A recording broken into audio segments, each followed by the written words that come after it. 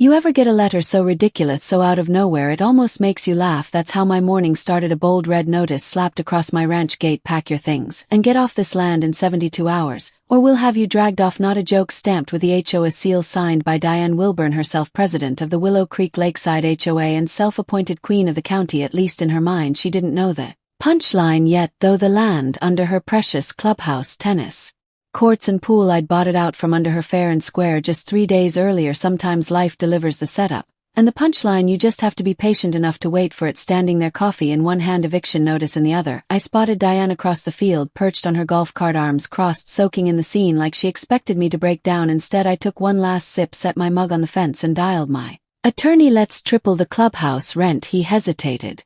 You sure you want to go that hard? I laughed. They gave me 72 hours to leave my own ranch. Now they've got 30 days to pay triple or get out. Hung up, headed inside, and started plotting because see, none of them had the faintest idea the ground beneath their pool and tennis courts didn't belong to the HO anymore. It was mine through a holding company I'd set up months ago. They wanted a war. I'd give them a battle for the history books. Let me back up a sec. Name's Matt Blake. Folks call me Matt. My family's had Blake Ranch for 3 generations just outside Willow Creek, Texas. I'm not flashy. Old jeans, dusty boots, drive a pickup that rattles louder than a marching band. I like a quiet life, animals to feed, fences to mend, neighbors to wave to. I don't go looking for fights, but I don't run from them either. Then there's Diane. Imagine every worst part of a big city corporate exec bottled up in a woman with a haircut sharper than her temper. She moved in 5 years ago, rewrote the HO rules, and started handing out citations like Halloween candy. Wrong grass, wrong paint, wrong trash can. Power went straight to her head. Closest thing I've got to back up is Ricky Dawson, single dad, best mechanic for 20 miles, and the first neighbor who offered me a beer instead of a complaint. I helped him patch a frozen water line one nasty winter, and we've had each other's backs since. And then there's my granddad, George Blake, gone 6 years now, but still the voice in my head, reminding me not to give up my pride, not for anyone. So how'd all this start? 2 months ago. Odd things kept happening. Strangers near my fences, drones buzzing over the pasture, clipboard-toting neighbors pretending they were just out for a stroll. Ricky tipped me off that Diane was whispering about reclaiming community reserve land for HOA projects, even though my deed was airtight. Next thing I get letters, first about unauthorized livestock structures, then a fine for my Black Iron Ranch gate apparently not HOA approved, then another fine.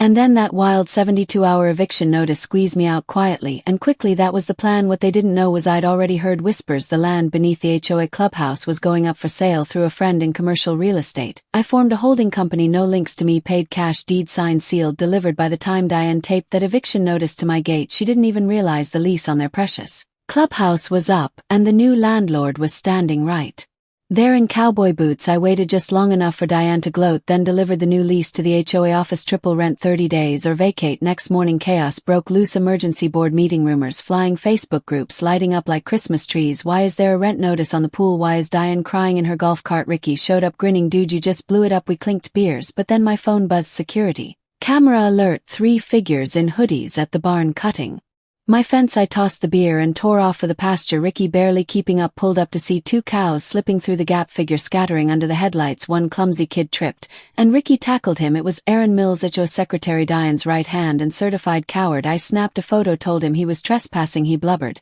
"She just wanted to scare you, just scare you." She meaning Diane, of course. I called the sheriff. In small towns you don't mess with livestock. Aaron was hauled off, nearly crying, tossing Diane under the bus as hard as he could. Night spent mending fences, chasing cows out of my workshop, praying nothing worse happened. By dawn I'd had 2 hours of sleep and a fresh visit from Diane, immaculate in a cream suit, sunglasses on, strutting like she owned the place. "You had no right to buy that land," she hissed. "You'll ruin this community." I just shrugged. "Funny you tried to ruin me first. Now my rusty tractor owns your tennis court." The look on her face worth every headache. That night we met at the clubhouse, my building now for rent negotiation. My lawyer Templeton looked like a tax accountant, but argued like a bulldog. Diane was losing her grip. The board was uneasy, and when Susan, normally the quietest on the board, asked why she'd never told them about the lease, Diane blustered and blamed everyone but herself. Templeton laid it out. "You tried to evict my client from his own property. That's harassment." Diane stormed out, but Susan caught me outside. "Some of us want out," she whispered, "but we're scared of her. She's lied to us about your land for years." That's when it hit me. Maybe I shouldn't just fight back. Maybe I should fix the whole rotten system before I could put that plan in motion. All hell broke loose. A firebomb tossed into the HO office, flames licking the walls, smoke curling into the sky. Ricky and I doused what we could before the fire department showed. No one hurt, but the message was clear. Someone was trying to burn the truth, or maybe burn us out. Diane accused me of provoking it. Sheriff Mendez, who knew my family, listened as I laid out the whole mess, trespassing the lease, Aaron's confession, the fire. He promised to look into Diane, but unless Aaron flipped with real evidence, her hands were still clean. The town buzzed, gossip on every street, accusations flying, neighbors divided. Diane mailed out newsletters full of lies, trying to turn the community against me. Some folks like old Miss Linda marched up to my gate shouting about chaos and livestock. I just kept my head down until Susan handed me a folder, proof Diane forged. Minutes stole from HOA funds, hid the lease from the board. The final page, 10 grand missing in Diane's personal account. That was the hammer I needed. But as I sat there figuring out how to go public, a new blow hit. The sheriff showed up with a search warrant for my workshop. Someone tipped them off that I was storing firebombs. They found a bag, gas and glass bottles planted clear as day. But it didn't matter, the town exploded with rumors. Even worse, when I checked for Susan's folder, the proof gone.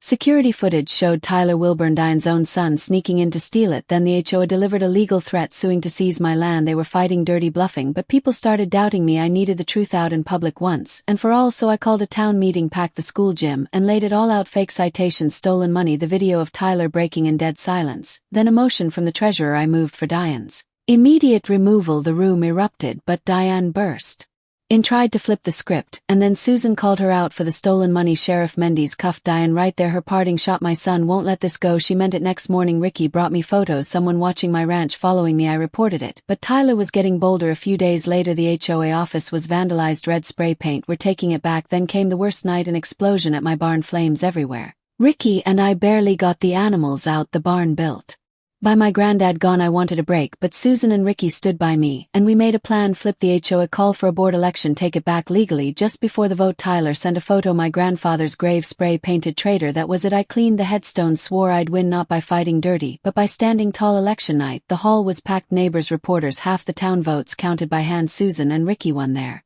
seats. I was elected HOA president, 96 votes. Tyler, seething in the back, left a bullet and a threat on my truck. This was personal now, not just property lines and power plays. Then the bombshell, a lawsuit filed by Tyler accusing me of fraud, trespass, emotional distress. I hired shark lawyer, the goal not justice, just to bleed us dry, drag us through the mud. But I didn't back down, hired an old school reporter to investigate. Claire Rogers, the type who could smell a lie across the county line. She published the whole story, how I bought the land, how Diane lied and stole, how Tyler broke in and tried to frame me. It went statewide, people rallied, even the mayor reached out. The courthouse packed for the hearing, Tyler with his lawyer, me with truth on my side. The judge dismissed the case, citing lack of evidence and overwhelming proof in my favor. That night I visited my granddad's grave. Neighbors had cleaned the stone, left fresh flowers, and a note thanking him for raising a man who stood his ground. Ricky brought sodas. We toasted George Blake, and the kind of honesty you can still find in small towns. The ranch was quiet, the stars bright, and the HO, well, let's just say they pay rent on time now. But the story's not over. Some folks say Tyler's still out there plotting his next move. Guess we'll see. Now let me hear it. What would you have done? Where do you draw the line between standing your ground and starting a war? Was I right or just stubborn? Drop your take below, 'cause out here the real stories are the ones we tell.